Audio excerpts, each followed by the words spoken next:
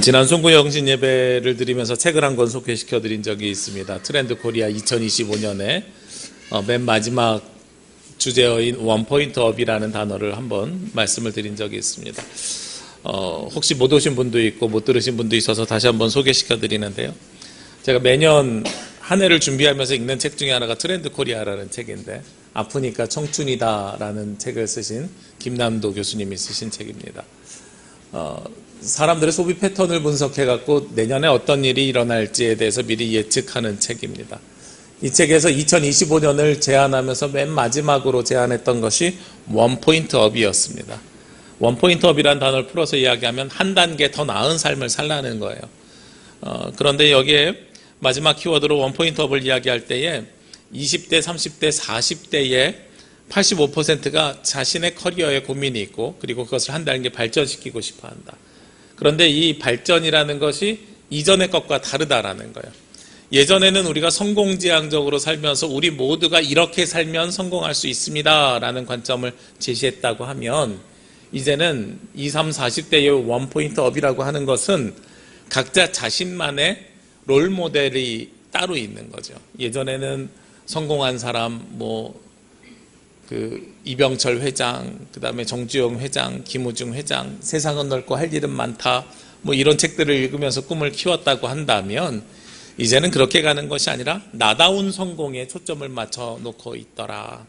그래서 원포인트업의 세 가지 특징을 이야기하는데, 첫 번째는 자기지향성이다. 세상 사람들이 보는 관점이 아니라 내가 스스로 어제보다 나은 나를 삼기 위해서 목표가 나 중심이다. 두 번째는 도달 가능성. 너무 높은 곳에 있는 것을 바라보는 게 아니라 한 단계 위를 보는 것이니까요. 도달 가능성을 보는 것이고, 세 번째는 기록과 공유를 한다. 요즘 스마트폰이나 여러 가지 장치들을 통해서 내가 어디까지 목표를 달성했고 이것을 주변에 있는 사람들과 이야기를 하면서 좀 더 현실 가능하게 만든다라는 이야기를 하는 거죠. 이 세 가지가 원포인트 업이라고 제가 소개를 시켜드리면서 올 한 해 우리의 신앙도 원포인트 업 하셨으면 좋겠다 하는 말씀을 드렸었습니다. 여러분들의 신앙이, 그리고 예배가, 기도가, 그리고 여러 가지의 생활적인 모습이 지난해보다 한 걸음 더 하나님 앞으로 나아가시면 좋겠어요. 예라머십이라고 하는 찬양단에서 부른 찬양 중에 더 가까이라는 찬양이 있는데, 한 걸음 더 주께 가까이, 한 호흡 더 주님께 가까이라고 이야기합니다. 우리가 한 걸음, 그리고 한 호흡 더 하나님 앞에 가까이 가면 반드시 하나님의 은혜와 축복이 우리의 삶 가운데 임재하게 될 줄로 믿습니다. 그 가운데 저는 여러분들이 예배를 먼저 변화를 시켜 나가셨으면 좋겠어요. 우리가 하나님을 만나기 위해서 예배로 나아가는데 지난해보다 한 걸음 더 나아가기를 원합니다. 한 걸음 더 나아가기 위해서 어떻게 나아가는 것이 좋으냐?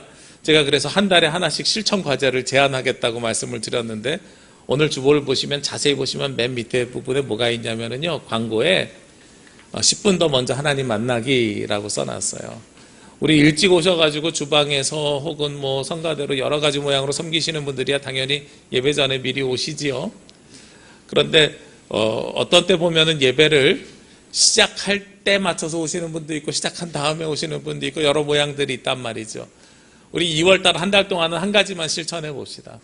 10분만 먼저 오시자고요. 10분만 먼저 오셔가지고 그냥 가만히 계시는 게 아니라, 내가 예배가 시작되는 11시에 하나님을 만나는 게 아니라 10분 전에 먼저 내가 기도로서 하나님을 먼저 만나고 시작하자는 말씀을 드리는 겁니다. 그래서 내가 하나님 앞에 먼저 나와서 내 마음을 드리고, 지난 한 주간의 삶을 드리고, 그리고 온전히 예배로 나아갈 수 있는 내 마음밭을 바꿔놓자는 거예요. 우리 복음서에 보면 그런 말씀이 있잖아요. 우리의 마음밭에 대한 이야기를 하고 있습니다. 하나님의 말씀의 씨앗이 떨어지는데, 씨가 떨어지는데 어디에 떨어졌을 때 큰 열매를 맺을 수 있는가? 돌짝밭에요? 길가에요? 가시덩굴에요? 아니라니까요. 옥토와 같이 변화된 곳이에요. 내 마음이 돌짝밭이라면 그 돌을 내 마음속에서 치워내야 되는 시간이 필요하고, 내 마음이 가시덤불이 있다면 그 가시덤불을 걷어내는 시간이 필요합니다. 그래서 10분만 더 먼저 오셔서 하나님 앞에 기도하시면서 내 마음속에 있는 돌짝밭을, 돌덩어리들을 치워내시고 가시덤불을 건져내는 시간을 가지시면 그 예배가 훨씬 더 은혜로운 예배가 될 수 있겠다 하는 거예요. 그래서 원포인트 업, 하나님 앞에 한 걸음만 더 나아가시고 10분만 더 나오시자는 말씀을 드립니다. 그렇게 예배에 임하는 태도가 변화되고 바뀌어 나가야 합니다. 우리가 드리는 예배, 이 예배는 우리 교회가 존재하고 있는 목적이기 때문에 그렇습니다. 교회 존재 목적을 크게 5가지로 이야기하는데 예배와 교육과 교제와 봉사와 전도 혹은 선교라고 이야기합니다. 이 5가지가 있어야 교회가 완성된다 그래요.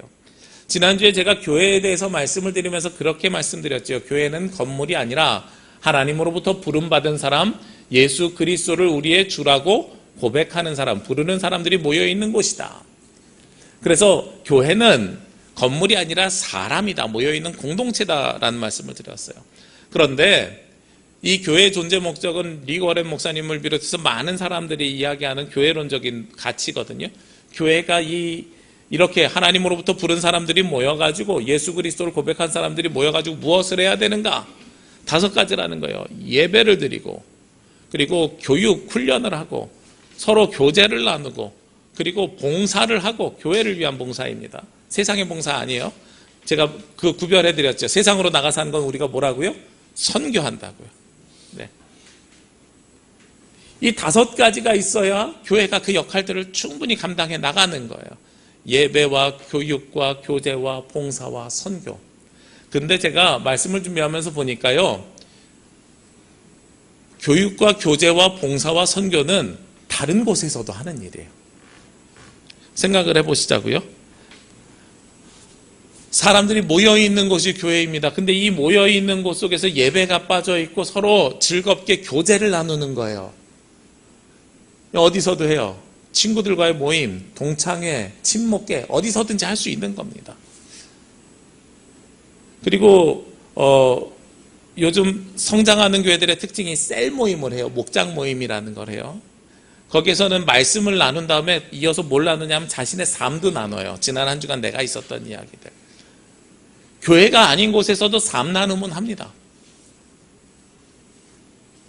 그리고 2번째가 교제였으면 그 다음에는 교육이요. 우리가 어디서든지 교육은 받습니다. 그렇죠. 학교에서도 교육을 받고요. 그리고 그럼 교육 말고 성경을 배워야죠. 그러면 독서 모임 속에서도요, 신앙에 관련된 책을 읽을 수 있어요. 교회를 안 다니는 사람들도요. 제가 깜짝 놀란 게 아까 말씀드렸던 이 예배와 교육과 교제와 선교와 봉사와 이것을 이야기한 릭 워렌 목사님이 쓴 책이 목적이 이끄는 삶이라는 책을 쓰셨는데, 이 목적이 이끄는 삶이라는 책은 믿지 않는 사람들도 많이 읽더라고요. 자신의 인생을 목적지향적으로 가져가고 싶어하는 사람들이 읽고 싶었었나 봐요. 그리고 기독교에서 나온 책 중에 유명한 책이 하나 또 있었죠. 긍정의 힘이라는 책이요. 그 책도 믿지 않는 사람들도 많이 읽었어요. 많은 사람들이 독서 모임에서 그 책들을 읽어 나갑니다. 성경도 가르치는 학교가 있습니다. 제가 다녔던 신학교는요, 수업 시간마다 성경을 가르쳐요. 그런데 성경을 배운다고 해서 우리가 그것을 예배라고 하지 않죠. 수업 시간이라고 해요. 예배 시간이라고 하지 않아요. 강의 시간이라 그래요. 필요하면 교육을 할 수 있는 곳이 있습니다. 봉사요. 제가 교회에서 하는 봉사와 세상에서 하는 봉사를 구별하자 그랬어요. 우리가 사용하는 봉사는 교회 안에서 주방을 섬기고 청소를 하고 교회 학교를 하고 이런 것들을 저는 봉사라는 용어를 사용합니다. 건물을 얼마든지 갖고 나가는 일, 음식을 준비하는 일들은 어느 모임에서든지 할 수 있는 일입니다. 그리고 선교요. 세상을 향해서 나아가는 것. 해외 가서 하는 것만이 선교가 아니라 우리가 보육원에 가든지 아니면 복지시설에 가든지 어디 가서든지 하는 그리스도의 이름으로 하는 것들을 다 선교라고 하는데, 세상에 있는 시민단체들도 어려운 사람들은 돌봅니다. 해외 가서 구호단체들도 목마른 사람들 우물 파주고 배고픈 사람들 음식 나눠주고 그리고 치료가 필요한 사람들 치료해 줍니다. 그런데 세상에 있는 이런 많은 단체들이 하는 일들과 다 중첩돼요. 근데 중첩되지 않은 유일한 교회의 존재 목적이 뭐냐? 예배예요. 예배를 드리는 사람들이 모여있는 것은 오직 어디밖에 없냐면 교회밖에 없습니다. 그렇기 때문에 교회 존재 목적 중에서 이 5가지 목적 중에서 저는 1의 목적이 뭐라고 생각하냐면 바로 예배라고 생각합니다.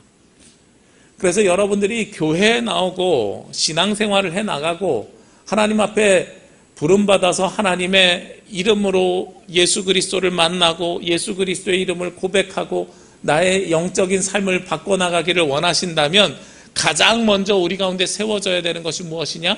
예배가 세워져야 되는 거예요. 그래서 2025년 제가 교회론에 대해서 말씀을 드린다고 할 때 이 예배에 대해서 말씀을 드리는 겁니다. 우리가 예배 어디서 드리느냐, 누구에게 드리느냐, 너무 말씀을 많이 들었어요. 신령과 진정으로 예배할지니라. 신령이 뭐냐, 진정이 뭐냐. 요한복음 4장에 있는 말씀을 가지고 아버지께 예배하는 것이다. 그리고 하나님의 음성을 듣는 것이다. 진리로, 영과 진리로 예배하는 것이다. 이런 말씀들을 많이 나눴습니다. 오늘부터 한 3주간은 이 로마서 12장 말씀을 가지고 우리가 드려야 되는 영적 예배가 무엇인가에 대한 말씀을 나누고 싶어요. 저는 예배에 대한 말씀을 떠올리면 제일 먼저 떠오르는 것이 바로 이 로마서 12장 1절 말씀이거든요. 그러므로 형제들아, 내가 하나님의 모든 자비하심으로 너희를 권하노니 너희 몸을 하나님이 기뻐하시는 거룩한 산 제물로 드리라. 이는 너희가 드릴 영적 예배니라. 우리가 이 땅에서, 이 세상에서 살아갈 때 무슨 예배를 드려야 되면 영적인 예배를 드려야 되는 거예요. 근데 이 영적인 예배를 그러면 어떻게 드릴 수 있을까? 근데 오늘 말씀을 준비하면서 놀랍게도요, 이 영적이라는 단어를 다시 보게 됐어요. 우리가 영적인 예배라고 생각하면 우리의 기본적인 신앙 관점 혹은 우리의 선입견이 있잖아요. 어떤 게 영적인 예배죠? 하나님 앞에 나아가서 뜨겁게 기도하면서 성령의 임재를 경험하는 예배가 영적인 예배처럼 우리는 바라보고 있습니다. 근데요, 말씀을 준비하면서 제가 항상 뭘 보냐면 영어 성경을 같이 보거든요. 영어 성경을 같이 보는데 이해가 되지 않는 부분이 생겨난 거예요. 많이 보는 NIV 성경에서는 spiritual act라고 되어 있어요. 그러니까 spiritual worship인 줄 알았는데, spiritual service인 줄 알았는데 spiritual act of worship 이렇게 되어 있어요. 영적인 행동을 하는 예배야? 이렇게 받아들여졌어요. 그래서 조금 더 고민을 하고 이제 말씀의 차이를 보고 있는데, 가만히 생각해 보니까 우리가 보고 있는 개역개정 성경에서는 영적인 예배인데 천주교랑 같이 보는 공동번역에서는 진정한 예배이고, 그리고 새번역 성경에서는 합당한 예배라고 되어 있는 거예요. 이게 결이 너무 다르잖아요. 진정까지는 괜찮은데 합당한 결이 너무 달라서 요새 말로 번역되어 있는 컨템포러리 성경을 또 봤더니 거기는 sensible이라 그래요. sensible worship service. sensible이 어떤 의미냐면 분별력 있는, 합리적인, 이성적인이라는 뜻을 가지고 있어요. 그래서 더 옛날 킹 제임스 버전을 봤더니 reasonable, 여기도 합리적인 이렇게 되어 있는 거예요. 그래서 이제 더 이상 안 되겠다. 원어를 봐야 되겠다. 그래서 원어를 찾아봤더니 헬라어로 로기켄이라고 써 있어요. 이게 영적인 예배보다 영적이라는 뜻을 가지고 있긴 한데, 이 영적이라는 것이 어떤 영적이라는 뜻을 갖고 있냐면 신비로운 영적인 것을 이야기하는 게 아니라요, 이성적이고 합리적인 것을 영적이다라고 하는 헬라 문화 속에서 나온 단어예요. 그러니까 이걸 직역하니까 영적인 예배인데, 헬라 문화권 속에서는 영적인 게 신비로운 하는 영적인 것이 있고, 반대로 합리적이고 이성적인 것도 영적이다라고 하는 개념이 있는 거예요. 그러니까 우리가 이 시간에 하나님 앞에 드려야 되는 이 예배가 어떤 예배여야 된다? 영적인 예배여야 되는데, 그 영적인 예배가 이성적이고 합리적인 예배여야 된다. 갑자기 생각이 막 바뀌고 관념이 바뀌는 거예요. 어머, 지금까지 영적인 예배라는 것이 우리가 기도 뜨겁게 하면서 찬양 뜨겁게 하면서 정말로 성령의 임재가 들어오는 예배인 줄 알았는데, 이성적이고 합리적인 예배가 영적인 예배야? 하는 생각이 딱 들면서 이 12장 1절 말씀이 다시 보이기 시작했어요. 12장 1절 말씀에 보니까 너희 몸을 하나님이 기뻐하시는 거룩한 산 제물이라는 말과 너희가 드릴 영적 예배니라 라는 말이 사실은 동등한 말이에요. 아, 그렇구나. 제물은 어디에 있어요? 제사를 드릴 때 사용하는 거잖아요. 그러니까 제사와 예배가 사실은 비교가 되는 거예요. 우리가 드리는 것이 제사입니까? 예배입니까? 라는 질문을 할 수 있게 되는 거죠. 그러면서 말씀을 좀 더 넓게 보기 시작했어요. 로마서 앞에 있는 11장은 어떤 말씀이 있을까가 보여지는 거예요. 앞에 있는 로마서 11장에 있는 말씀은 두 그룹에 대한 구원을 이야기하는데, 첫 번째는 이스라엘 사람들에 대한 구원의 이야기가 있고, 두 번째는 이방인들에 대한 구원의 이야기가 있어요. 그러니까 하면서 이 말씀이 좀 더 명확하게 해석이 되는 거예요. 이스라엘 사람들은 지금까지 어떤 식으로 하나님 앞에 나갔어요? 제사를 드리면서. 그런데 이방인들도 함께 드리는 것이 제사가 될 수가 없고, 예수 그리스도가 오신 다음에 우리는 제사가 아니라 뭘 드려요? 예배를 드려요. 그렇구나. 로마서 12장의 말씀은 그러면 어떤 관점에서 봐야 되느냐? 이스라엘 사람들에게는 이제는 더 이상 제사가 아니라 예배를 드리라는 이야기로, 그 다음에 이방인들에게는 지금까지 헬라 문화 속에서 그리스 신이나 로마 신에게 드렸던 제사가 아니라 이제는 예수 그리스도와 함께하는 예배로, 그 두 가지의 이야기를 합쳐놓은 것이 바로 뭐예요? 로마서 12장의 말씀이겠구나. 그러면 로마서 12장의 말씀은 기존의 것들을 버려버리고, 그러니까 그 뒤에 뭐가 해석이 되냐면 2절 말씀도 해결이 돼요. 너희는 이 세대를 본받지 말고 오직 마음을 새롭게 함으로. 이전의 관념을 버려버리고 이제는 새로운 예배를 드려. 그 새로운 예배가 바로 합당한 예배가 돼. 이성적인 예배가 돼. 합리적인 예배가 돼. 그러면서 구약을 생각을 해보니까요, 이스라엘 사람들이 드렸던 제사에는 제물이 어떻게 제물로 드려졌어요? 양과 염소를 죽여서.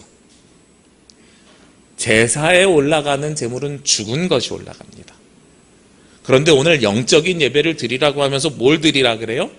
우리 몸을 드리라고 하는데, 우리 몸을 어떻게? 거룩한 산 제물로, 살아있는 제물로 드리래요. 그러니까 구약의 제사와 신약의 예배의 가장 커다란 차이는 죽은 것으로 드리는 예배와 살아있는 것으로 드리는 예배예요. 죽은 것으로 드리는 예배를 드려야 되기 때문에 제사는 동물로 드리는 것이고, 살아있는 것으로 드려야 되기 때문에 무엇으로요? 더 이상 동물이 아니라 우리 자신을 드리는 거예요. 내가 스스로 제물이 되어 있는데 살아있는 제물이 되어서 하나님 앞에 바쳐지는 거란 말입니다. 그게 우리가 드리는 합당한 예배요, 영적인 예배라는 거예요. 그러니까 여러분들이 예배를 바라보시면 돼요, 안 돼요? 안 돼요.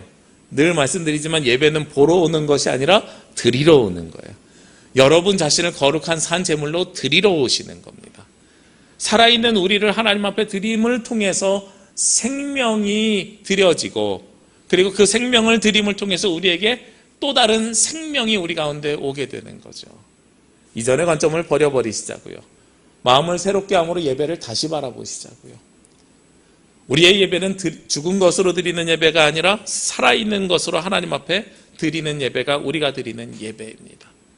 그러면 어떻게 예배하는 것이 합리적인가 하면서 말씀을 또 넓게 봤어요.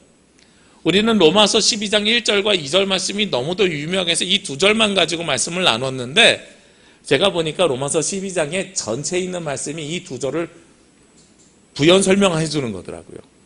그 중에 먼저 오늘 3절부터 8절 말씀이 바로 이 영적 예배, 합리적인 예배를 부연 설명해 주는 겁니다. 어떻게 하면 거룩한 산 제물로 우리를 드리면서 합리적인 예배를 드리는 것일까? 오늘 3절 말씀해 보니까 내게 주신 은혜로 말미암아 너희 각 사람에게 말하노니 마땅히 생각할 그 이상의 생각을 품지 말고 오직 하나님께서 각 사람에게 나누어 주신 믿음의 분량대로 지혜롭게 생각하라. 내가 너무나도 높은 생각을 하지 말고요, 각 사람에게 나누어 주신 모대로 믿음의 분량대로 생각하라, 이렇게 말씀하고 있어요. 하나님께서 여러분에게 믿음의 분량대로 여러분들이 하실 일들을 나눠주셨대요. 그래서 4절 말씀해 보니까 우리가 한 몸에 많은 지체를 가졌으나 모든 지체가 같은 기능을 가진 것이 아니니 하고 말씀하고 있습니다. 우리에게 합당한 예배라는 것이 모두가 동일한 모양과 모습으로 드리는 것이 아니라요, 하나님께서 우리에게 주신 분량만큼 예배하는 것이 합당한 예배라는 거예요.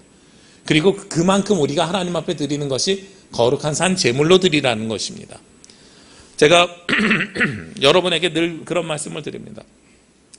우리가 사역을 작정하고 한 해를 시작하고 봉사를 헌신할 때에 무리하지 마시라고 제가 항상 말씀을 드려요. 그렇죠? 교회가 지금까지 해왔던 많은 방법 중에 하나가 더하기만 있고 빼기가 없더라. 그래서 제가 우리 교회에서는 늘 빼기를 이야기합니다.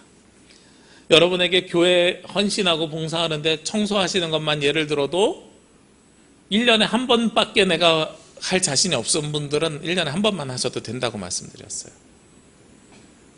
한 3개월에 한 번 할 수 있겠다 생각하신 분들은 3개월에 한 번 하시라고 말씀드렸어요. 매월 하실 수 있는 분들은 매월 하시면 돼요. 나는 내 의지로 할 수 있는 게 잘 없어요. 그러면 1년에 한 2번쯤 대청소 광고하거든요. 그때만 나와서 하셔도 돼요. 대청소 광고하는 날 내가 그 시간에 바빠가지고 못할 것 같잖아요. 그러면 미리 그냥 10시부터라면 아침에 7시에 오셔서 혹은 끝난 다음에 오셔서 내가 화장실은 내가 하고 갈게요. 미리 하고 갈게요. 계단은 내가 미리 하고 갈게요. 이렇게 하셔도 괜찮아요. 그리고 그 모든 것들을 우리가 다 허용해 주셔야 돼요. 이것은 크게 2가지가 있는데 첫 번째는요. 우리 모두가 다 분량이 다르다는 걸 인정하는 겁니다. 그리고 그 분량은 누가 주셨다는 걸 인정하냐면 하나님께서 주셨다는 걸 인정해야 돼요. 저기 앉아있는 저 사람이 나와 똑같은 모습으로 신앙생활을 할 수 없다는 걸 우리가 서로 인정해야 돼요. 왜냐하면 하나님께서 우리에게 분량 주신 것이 다르거든요. 그래야 지치지 않고 하나님 앞에 나아갑니다. 다만 여기서 2번째로 여러분에게 한 가지 부탁드리는 게 뭐냐면 분량만큼 하시는데 1년에 한 번만 하셔도 괜찮은데 작년보다는 올해 한 걸음 더 나아가시자고요. 원포인트 파시자고요. 여러분들의 자기 분량이 다르니까 자기 목적이 다르고 도달 가능한 걸로 트렌드 코리아 2025년에서 이야기한 것처럼 원포인트업에서 이야기한 것처럼 우리 모두 매주 나와서 헌신하고 막 열심으로 교회에다가 온몸 바치세요 이런 말씀 안 드릴게요. 내가 작년에 1시간 나와서 헌신했다면 올해는 2시간 하시자고요. 믿음의 분량이 다르니까요. 내가 작년에 한 달에 한 번 하셨다고 하면 올해는 한 달에 2번 하면 좀 힘들 수 있으니까 2달에 3번쯤 할까? 이런 식으로 조금만 더 나아가시자고요. 원포인트업의 초점이 뭡니까? 전체가 같이 하는 게 아니라 각자 자기 지향성을 따라가는 겁니다. 그리고 도달 가능한 범위로 가는 겁니다. 저는 오늘 말씀을 보니까요, 하나님께서 이 말씀을 다시 주시는 것 같아요. 우리에게 역할을 주시는데요, 분수에 맞게 살아라 이렇게 주시는 게 아니라 분량만큼 은혜로 은사를 주신다 하고 말씀하고 있어요. 하나님께서 주신 만큼 여러분들이 사역을 감당하면 저는 충분히 감당할 수 있으리라고 생각합니다. 그러면서 오늘 4절부터 8절까지는 어떤 말씀을 하냐면 그리스도 안에서 우리가 한 몸인데 서로 다른 지체를 가지고 있노라 하는 말씀을 하고 있습니다. 우리 몸만 생각해봐도 어떤 뜻인지 알죠. 에베소 본문에서는 이 한 몸을 이룰 때의 머리가 누구라고 이야기하냐면 그리스도 예수라고 이야기합니다. 머리가 생각해요. 내 손 오른손으로 컵을 들어야 되겠어. 눈으로는 저쪽을 바라봐야 되겠어. 눈이 하는 일을 손이 할 수 없고 손이 하는 일을 눈이 할 수 없습니다. 눈으로 컵 들어볼까요? 이거 하면 아마 세상에 이런 일이 나올 거예요. 눈으로 컵을 들면. 그렇잖아요. 할 수 없는 일이에요. 그런데 서로 눈이 되려고 하고 서로 손이 되려고 하면 안 돼. 이런 이야기를 합니다. 근데 서로 눈이 되고 서로 손이 되면 안 되는 정도에서 끝나면 그래도 저는 괜찮은 것 같아요. 자꾸 서로 머리가 되려고 해요. 사람들이 가지고 있는 욕심이 있어서 자꾸 서로 머리가 되려고 해요. 근데 머리는 누구시라고요? 그리스도 예수시라고요. 머리가 명령을 하잖아요. 머리가 손들어 컵을 들라고 이야기하고 눈으로 바라보라고 이야기하잖아요. 우리에게 명령하시는 분이 누구예요? 예수 그리스도셔야 돼요. 그리고 우리는 각자 맡겨진 일들을 해나가는 거예요. 이게 어떤 예배라고요? 영적인 예배요? 합리적인 예배라고요. 우리가 예배라는 것은 이 자리에 앉아서 예배를 드리는 것에서 끝나는 것이 아닙니다. 말씀을 듣는 데서 끝나는 게 아니고 찬송을 부르는 데서 끝나는 게 아닙니다. 예배는 철저하게 무엇과 연결돼야 되냐면 삶으로 섬기는 것과 연결돼야 됩니다. 우리가 이 예배를 드리기 위해서 섬겨지는 보이지 않는 많은 손길들이 있어요. 지난 주간에도 명절 연휴간에 조용히 오셔가지고 청소를 하고 가셨어요. 청소를 하시는 분이 있으니까 이 예배당을 이렇게 깨끗하게 유지하면서 예배를 드릴 수 있는 겁니다. 여러분들이 예배를 드리고 나면 딱 점심시간이니까 배가 고프잖아요. 오늘도 아침에 일찍 오셔갖고 음식을 준비하시는 분이 있어요. 그러니까 우리가 이 예배를 통해서 예배가 마치고 식탁의 교제를 나누면서 음식을 나누는 거예요. 저는 그 음식을 나누는 것까지도 예배라고 봐요. 왜냐하면 초대교회의 예배의 온전한 모습은 하나님의 말씀을 듣고 찬양하는 데서 끝나는 것이 아니라 음식을 나누는 것까지 이어졌거든요. 그래서 성만찬을 하는 이유가 그 음식을 나누는 상징적인 행위로 성만찬을 드리는 겁니다. 그러니까 음식을 나누는 것까지 예배니까 음식을 준비하는 분들도 무엇을 준비하는 거예요? 예배를 준비하는 거예요. 여러분들에게 건물을 보살피라는 말씀을 드리는 게 아니에요. 예배를 섬기라고 말씀을 드리는 거예요. 그 예배가 앉아서 찬송 부르고 말씀 듣는 예배에서 멈추는 게 아니라 이 예배를 위해서 최소한 한 가지 이상을 섬기셔야 하고, 그리고 그 섬김이 1년에 한 번이라도 섬기셔야 하고, 그리고 10분이라도 섬기는 그 섬김이 있어야 우리 몸을 거룩한 산제사로 드리는 예배가 되고, 그 예배가 영적인 예배요, 합리적인 예배가 된다는 거죠. 그 예배의 자리는 여러분들이 각자 필요한 만큼 하실 수 있는 것들을 만들어 가시면 됩니다. 군대 가면은요, 군인들에게 임무카드라는 걸 나눠줘요. 가슴에 꼭 품고 있어요. 그 임무카드를 보면 전쟁이 만약에 일어나면 5분 안에 나는 군복을 입고 군장을 갖추고 어디로 뛰어가야 되는 거예요. 그래서 산 위에 있는 어느 소초, 몇 다시 몇 소초에 가서 내가 총을 거치하고 어떻게 해야 된다. 그리고 내 위치가 바뀌면 뭐가 바뀌고, 사람들이 다 똑같은 데로 달려가지 않아요. 전쟁이 나면 다 똑같은 데로 달려가는 게 아니라 각자 맡겨진 위치로 가요. 저는 군종병으로 생활했습니다만 원래 제 주특기는 운전병이었습니다. 저는 전쟁이 나면 어떤 게 제 임무였냐면 군장을 모두 착용하고 운전병이니까 수송부로 가서 저에게 맡겨진 차, 군안차, 그 레카차라고 우리가 부르죠. 이렇게 차가 고장나면 끌고 가는 차를 제가 맡았어요.